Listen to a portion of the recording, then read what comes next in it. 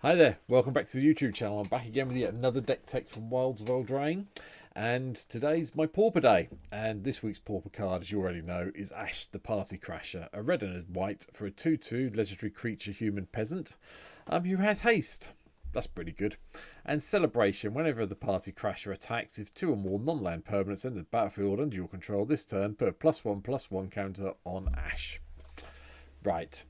What's the quickest way to crash a party? You run into it and you pretend you know what you're doing.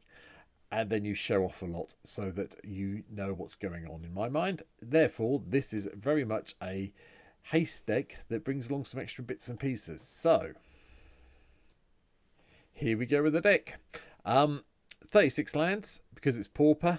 We do have Command Tower, because it is, as it says there, it's now common. Load of mountains, because it's mainly red cards in the deck. Some plains, load of dual lands, and some cycling lands that may or may not be expensive. I can't remember at the moment, but you can drop these out and just play basic lands if you need to. Just so we've got a little bit of extra card draw. That's what the cycling stuff's here for. No other fancy reason for it at all. Yeah, that's it really. I will point out Idyllic Range to put a +1/+1 counter on a creature we control, and Looming Spires that gives something +1/+1 and First Strike on a creature. But what we want to do with Ash is bring along Ash and as many of his friends as possible. Or her friends. I think it's her looking at the picture. Okay, let's go with them. Not sure. So, let's have a look, see what we've got. Well, we'll start with 1-drops. As you can see, sorry, before we go any further, it's really a 1 and 2 drop deck. With a few little bits of 3 and a little bit of 4 at the top end. There's 36 lands. Should be plenty in this deck. We have got a little bit of ramp as well. So I've got Arcane Signet, Boris Signet, and Fellwell Stone, plus the mirrors of the respected colours. Because, you know, gotta have someone serve you drinks when you're at a party, haven't you? So hopefully that should be enough ramp. But we've got a lot of 1-drops. So, Cliffside Lookout is a nice way to sink our mana into it to pump all our creatures eventually. Elite Vanguard's just a 2/1 for 1 mana. We've got Fairy Guide Mother, which will give something +2/+1 and flying till the end turn. And we do have a couple of creatures that benefit from being targeted, so that's why Fairy Guide Mother is here. Looniarch Veteran to get a little bit of life. Soul Warden also to gain some life, because you know people are going, oh, these party crashers. Sorry, pathetic, I know, but hey. Thraben and Spectres when the police get cold and you get a little bit of an investigation going on. The first. Well, one of the creatures we can target is Archon Crusader to get an extra 1/1 soldier if we need to with the Guide Mother. Crash Through gives all our creatures trample and we draw a card. Faithless Looting draws us a couple, discard one and we get to flash it back. I know this is the fancy one, but it is actually common. Fanatical Firebrand is also here. It's got haste, so it's one of the things that Ash brings along to the party. Foundry Street Denizen, we have a lot of red creatures coming to play, so we might as well pump the Foundry Street up and get a little bit more. Goblin Arsonist, sort of like sets fire to the candles. Bushwhacker, to make sure that when we do get all our creatures out, we can just give them haste and go in for a lot of damage. Goblin Champion is Exalted. Harried Spearguard, I thought we might have this in as well, because I quite like this in the Wilds of Eldraine Limited series at the moment, especially with the rat when it dies, so you know. Impulsive Pilferer, when it dies, gives us a treasure and we get to do the old encore thing. Monk Fanatic deals 1 damage to anything. Monastery Sith Spear benefits from all the spells we're going to be casting, and they are coming. Raging Goblin does the whole haste. Satyr Hoplite gives us a +1/+1 when we target it because of heroic. And Volodarian Epicure, 1 damage to each opponent and we get a blood token. So yeah, a little bit more draw, though we have to discard. If we can put some +1/+1 counters on creatures, we get the Anticock Bondkin to give everything first strike. Acronian Skyguard, if we target it with anything, we get to do the whole +1/+1 counter on it. I think, actually, now I'm thinking about this, I think I've taken most of the targeting out now, so you may want to take out the heroic cards. Ambush Paratrooper, creatures you control get +1/+1 till the end of turn for 5 mana, another mana sink eventually. Backup Agent gives us a +1/+1 counter on something. Fencing Ace is common apparently, so double striking 1/1's fun. And Seeker of the Way, we might as well have prowess and get some lifelink from this guy. Leonin Skyhunter flying. Axguard Cavalry gives something haste. Battle-scarred Goblin from Lord of the Rings also turns up for this party, just so it can deal a damage when it becomes blocked. First day of class means all our creatures come in with a +1/+1 counter on it. Yes, we can't learn in this deck, but we still can get the +1/+1 counters, which will help bump up our creatures. They are a little bit on the small, weak side. Goblin Instigator is here, gives us 2 1/1s for 2 mana. Impact Tremors is going to be one of our main things. We can hopefully get this in play as soon as possible, and then whenever we do cast our creature spells, everyone's going to be taking 1, 2, or maybe 3 eventually a turn, which is great. Flame Breakers gives us an extra damage to each opponent when we cast some of our non-creature stuff.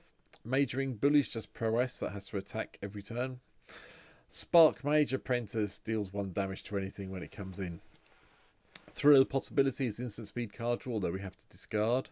Witch's Mark is also card draw, but it leaves behind a Wicked Roll token, which can be helpful in this deck.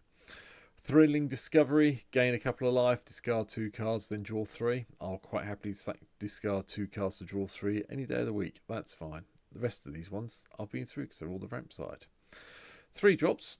We've got Ethereal Guidance to pump all our creatures up by +2/+1. Kinsbane Courier. It's the battlefield. You get to put a +1/+1 counter on a target creature, then encore it for 3 as well. So that's quite nice. Temethus High Priest. Like I said, this is one of the ones where I did have the targeted stuff, and I've taken it all out. So the heroic creatures probably do need to come out, including Tethos here. Union of the Third Path. Draw a card, then gain life equal to the number of cards in your hands. That's quite cool. Your Temple is under attack is a very cheap way of giving all your creatures indestructible for a turn. So you can go in, get all the blocks done, and then cast this at instant speed, and yeah, give all your creatures indestructible, which will hopefully save them for a turn, which is quite cool. I didn't realise we had an instant version of this until I was digging through some of my cards. Kythion's Tactics gives all our creatures +2/+1, and if we've got 2 more instants or sorcery cards in the graveyard, they get Vigilance as well, which we would have probably by the time we cast this. Wingsteed Rider, another one that I had in for the heroic side of it, and I took them all out. Well, I took the spells out and left the creatures in, but yeah, it's a 2/2 flyer for 3 mana, which you can target if need be. Amphibious Assault, +2/+0 to each creature, and then if we control a modified creature, we get to draw a card, and we've got enough ways of chucking around +1/+1 counters that we might be able to do this. Arc Lightning, just for a tiny bit of removal to remove some blockers. Burn Bright just pumps our creatures again at instant speed. Same with Gnawing Crescendo. But Gnawing Crescendo, I've actually, again, it comes from Wild's Veil Drain. I've put it in this deck because if you play it right and all your creatures are about to die, you get a whole load of rats. So okay, the rats can't block, but it still gives you an army to attack with next turn and maybe pump up with some of the pump spells.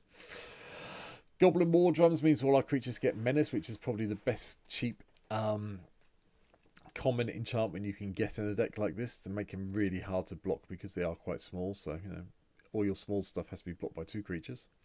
Keldon Strike Team, hopefully we'll be able to do it for the kicker. Give all, have a load of 2 extra soldier tokens for 5 mana and give everything haste. So yeah, we'll go with that. And Raid Bombardment. Most of our creatures are power 2 or less, so extra damage whenever we attack players. It is possible to attack a player with your creatures in this deck and kill them before they even get to block because of the damage Raid Bombardment does. Bear it in mind. Just make sure you get your Raid Bombardment triggers on the stack before you cast any of your instant speed pump spells, because otherwise they don't work.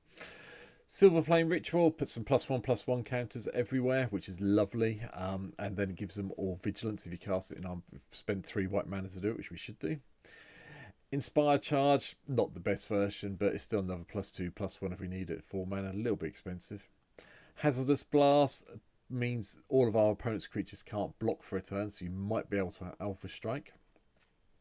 Unexpected Windfall, just some card draw with some treasure attached to it for the cost of a card. And Wall Flare, +2/+1 until the end of the turn and untap everything. It's a simple deck. It's not a complicated deck to play.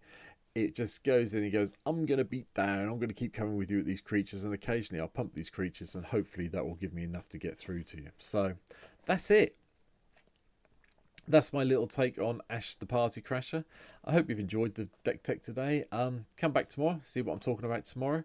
Obviously watch the decks from previous in this week, and I'll see you in the next video, because hopefully, somewhere over here, if I get it right, there you go. You've hit the subscribe button to help me out. Yay! 234, sorry, no, 235, sorry, as I record this. So, yeah, please hit the subscribe button, help me out. Thank you very much, and I'll see you in the next video. And if you want to see this played, come and challenge me to a game of Pauper on stream. Quite happily have a game of Pauper on stream with you. Take care, see you in the next video. Bye.